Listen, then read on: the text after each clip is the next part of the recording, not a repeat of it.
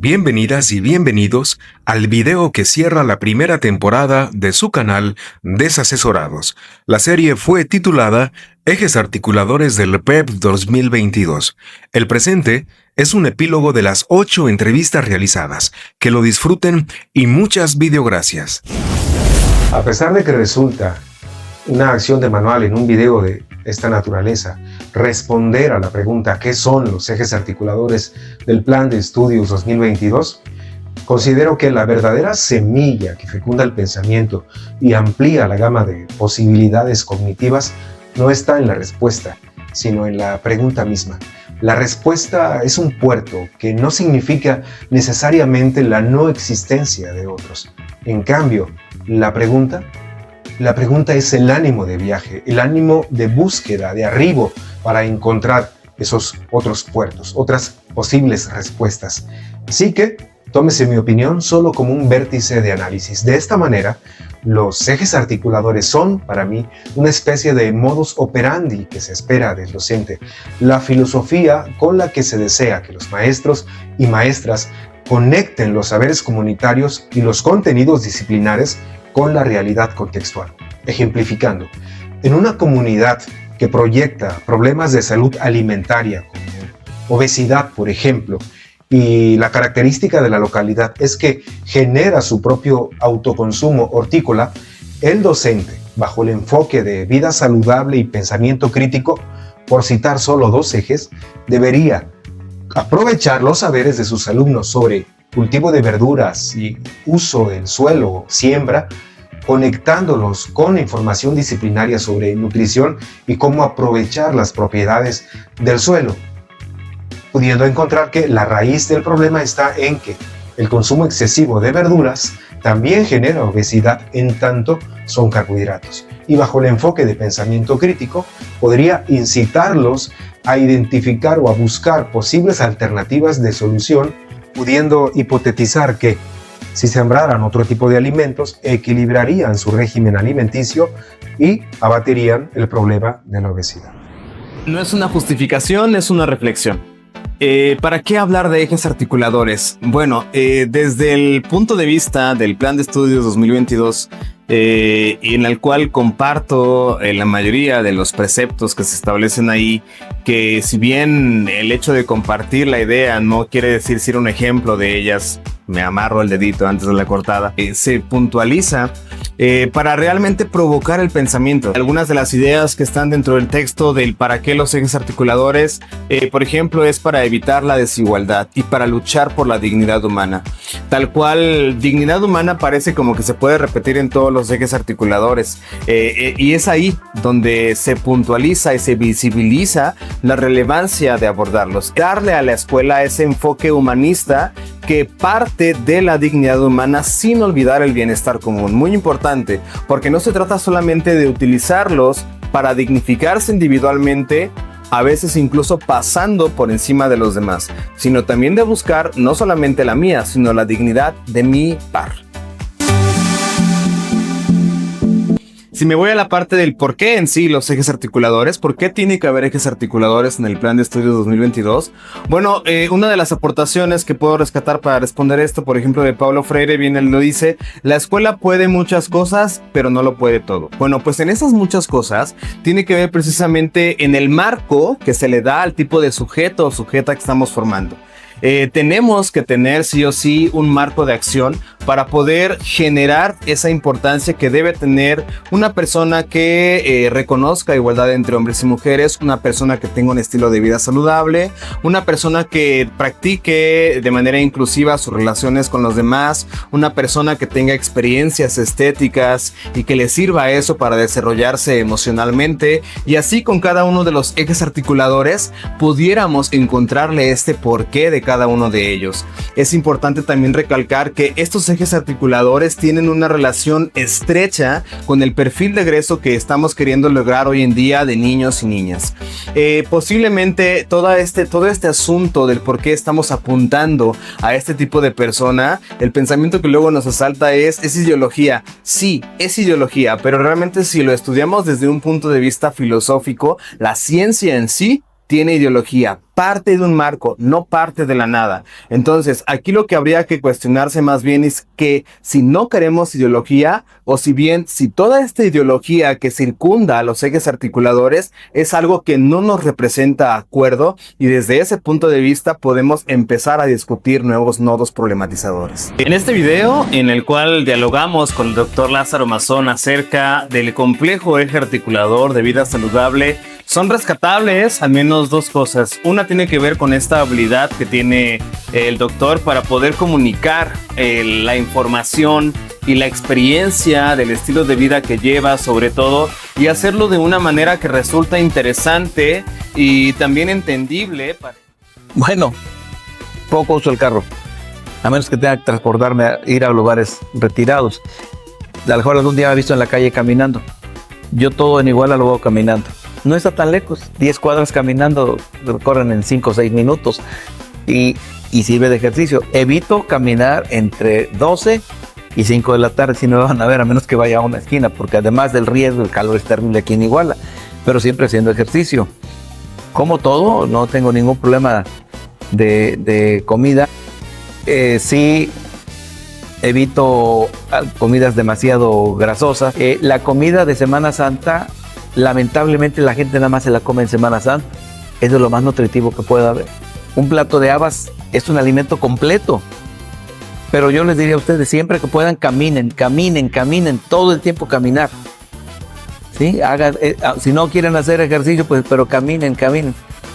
Sí, porque gimnasio, como dije, el gimnasio en enero está bien lleno, después ya no. ¿Por qué creen que todos los gimnasios hacen promoción en enero? Paga 2 meses, 3 meses y nada más te cobramos 2. Porque de aquel otro ya no van a ir, de todos modos.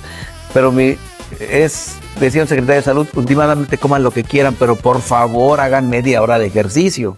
El segundo aspecto que yo quiero rescatar, muy importante de este video, es el aterrizaje que hizo de una idea didáctica que tiene que ver con presentarnos las líneas formativas del eje articulador o los campos de complejidad de este eje, como son la alimentación, la activación física efectiva, la salud mental y la prevención de las enfermedades. En doctores, al menos 3, por ejemplo, lo menciona, y otros más, vamos a poner ahí el corto, que maestras y maestros de educación básica, con esta idea tan sencilla y sobre todo en las primeras fases de la pudieran ser retomados para diferentes modos de organizar el trabajo docente didáctico que se realiza en la cotidianeidad. Los mejores médicos del mundo son gratis. Doctor Reposo, el doctor Sol, el doctor Ejercicio, también, el doctor Alegría, doctor Amigos, hay que tener convivencia, también es muy importante. Sí, el doctor Aire, el doctor Agua, no nos cuestan absolutamente nada, y doctor Dieta. Okay. Son gratis. Sí. Y los podemos hacer. En esa cómoda, casi íntima charla con el escritor José I. Delgado Baena, de las 1001 ideas que de su elocuente pensamiento emanan, no puedo quedar con 2. La primera, referente a esa virtud suya de no quedarse en la antesala de la primera pregunta, desvelando casi en su totalidad la entrevista, con su anticipada e interesante visión holística de cómo es que la lengua y la cultura, la primera de ellas, entendida como un todo y no minúsculamente como la suma de sus partes, se dan sentido e identidad recíprocamente. Cultura, entendiéndola como un conjunto de elementos que le dan identidad a un grupo de personas que conviven en un área determinada y en una época determinada también. Así podemos mencionar el lenguaje, para empezar, ya que es el tema, pero también las tradiciones, las costumbres, las artes, las artesanías además, y por supuesto la historia. La segunda, sobre el papel preponderante de la escuela como fomentadora de la cultura propia a través de la lectura y escritura, y dentro de esa tarea el suprarreto, el reto supremo del hacedor docente como escritor y lector antes de tratar de iniciar ese emprendimiento como inspiración a ejemplo, pues.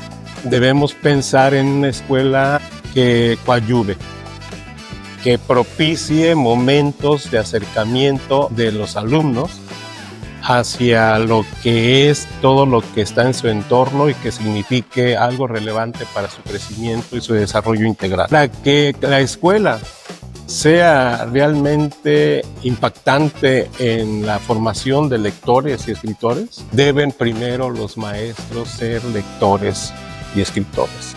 Si tú, maestro, quieres influir en tus alumnos para que se conviertan en lectores, no se los digas, muéstrase. Perdón que lo diga, pero para mí ese es el primer gran reto. Son tres cosas las que quiero rescatar. Número uno, la gran relevancia que Mar nos presenta en este video acerca de esta distinción que debe de conceptualizarse y hacerse antes de empezar a discutir sobre temas y problemas relacionados al género en la sociedad, que tiene que ver con el distinguir sexo y género, que tal cual ya lo pudieron ver o lo van a poder ver, lo distingue de una manera muy pertinente. Mujeres. Hay un concepto base antes para mí de entender la igualdad y la equidad, que es el género y el sexo. Hay que entender esa diferenciación, ¿no? Entonces, el sexo, por una parte, es lo que nos hace diferentes como hombres y mujeres. Es tu aparato reproductor, la vagina y el pene. Eso es lo que nos hace diferentes, ¿no? Y todo lo demás, todas estas construcciones sociales son el género. Eso que nos dice que nos hace ser hombres y mujeres. Por ejemplo, que yo soy, lo que te acabo de decir, yo soy tierna, ¿no? O tú eres más rudo, ¿no? Tú usas pantalón y yo uso falda, este tipo de construcciones, ¿no? Otro puntapié que deja Mar en este video para la didáctica específica y que puedan generar nuevas ideas, nuevas formas de llegar a niños y niñas de educación preescolar, primaria, secundaria respecto a este eje articulador, tiene que ver con esta puntualización que se hace de que hoy en día se le debe de dar a las mujeres la amplitud para que ellas puedan decidir a lo que quieren dedicarse en un futuro o en el presente, y no indicarles en ese camino que tienen que tomar, esa decisión profesional que en algún momento tomarán, o bien de lo que hacen en el día a día. Es decir, propiciar la toma de decisiones desde el campo de acción que tiene que ver con gustos particulares de cada una de las mujeres, niñas que viven hoy en día en la educación básica. Por ejemplo, que puedan profesionalizarse, que puedan... Entonces ahí el compromiso de los docentes para mí como agentes de cambio es trascendente, ¿no? Que ellos puedan decirles a las niñas, ¿sabes qué? Puedes acceder a otro tipo de mundo, a otro tipo de vida, ¿no? O sea, puedes ser maestra, puedes ser contadora, puedes ser no sé, doctora, abogada, o puede ser ama de casa. Yo creo que la perspectiva de género busca eso, que las mujeres tengamos la oportunidad nada más de decidir qué queremos hacer. Que si queremos ser amas de casa y madres de familia, lo seamos gustosas, pero que también si queremos tener acceso a educación superior, podamos. Esta puntualización de las identidades sexogenéricas, que también están atravesadas por esta hegemonía de un género sobre otro. Es importante recalcarlo porque de repente en la educación básica y en general en cualquier tipo de ámbito educativo estos temas suelen ser callados, pero en el eje articulador, en el texto, se mencionan. Entonces no podemos olvidar que esto sigue teniendo presencia en la sociedad y que es algo que no podemos detener, no tendríamos por qué quererlo detener, sin embargo esto sucede. Entonces niños y niñas con una identidad no cisgénero están enfrentando exclusiones. Entonces creo que sería bastante interesante poder hablar acerca de este aspecto que faltó sobre igualdad de género en otros videos que quizás podamos realizar más adelante. Sobre el eje articulador de inclusión, en el cual la maestra Karime Garduño nos da una amplia gama de posibilidades de reflexión sobre lo que hoy en día se vive respecto a la inclusión o exclusión. Le agradece mucho, yo en particular agradezco bastante en este video el que nos haya querido compartir la experiencia que ella tanto como mamá como docente ha vivido. El primero de ellos es el que esta crítica o este puntapié que se hace hasta el hecho de reflexionar como docentes hasta dónde realmente me hace falta más capacitación o más disposición para poder atender a un niño con alguna condición específica y que enfrenta alguna barrera para poder desarrollarse dentro de un aula o de una escuela. Que nada, un maestro necesita interés, necesita tener esa disposición de aprender, de no decir, híjoles, tengo miedo, no lo recibo, sino de aceptar el reto como maestro y decir, ok, lo recibo, pero me voy a poner a investigar cómo lo puedo ayudar, qué herramientas necesito para este niño o para esta niña. Entonces creo que a dejar a un lado ese temor y enfrentar a una sociedad que no solamente, bueno, ahorita podemos decir sobre discapacidad, pero no solo es discapacidad, sino también son síndromes, son enfermedades que a lo mejor no hay ninguna dificultad física, pero sí intelectual. Ver la manera como maestro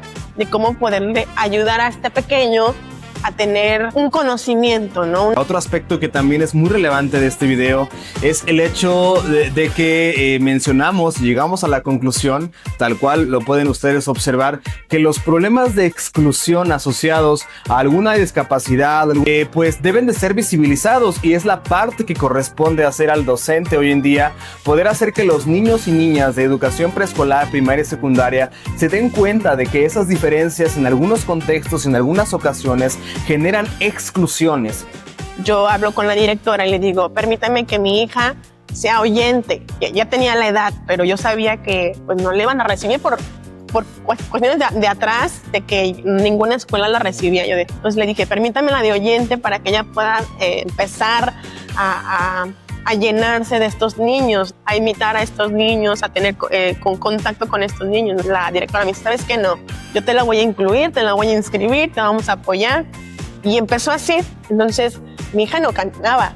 Mi hija yo tenía que estarla cargando, tenía que ayudarle porque le costaba trabajo caminar. En los salones eran en la parte alta, subir escalones, híjoles, qué difícil es con mi hija cargarla o que ella subiera escalones con dificultad, ¿no? Para empezar. Entonces creo que en esa parte de las rampas es de gran ayuda. Ahora, ¿qué hizo la escuela? Modificó. A ver, tenemos una niña con una discapacidad que no puede subir escaleras. ¿Qué vamos a hacer? Vamos a mover el salón.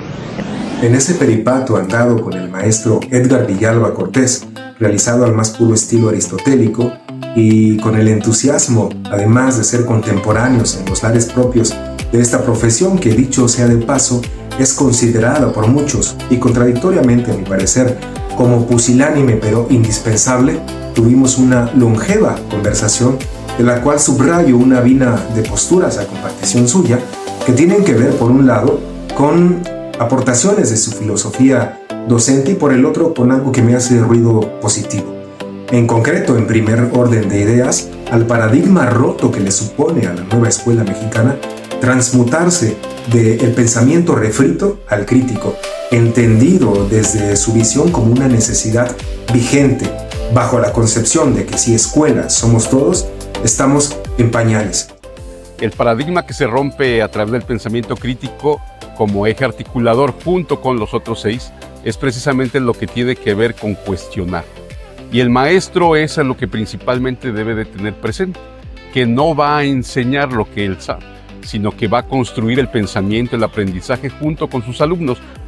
Es una necesidad vigente, muy diferente a la escuela del siglo XIX, cuando todavía se intentaba tener a los alumnos formaditos, derechitos. Aquí se trata de tener una escuela acorde a nuestros tiempos y todavía vamos lentos, vamos muy lentos todavía al contexto de otros países, de otras ciudades, inclusive Guerrero tenemos todavía ese rezago y la barrera.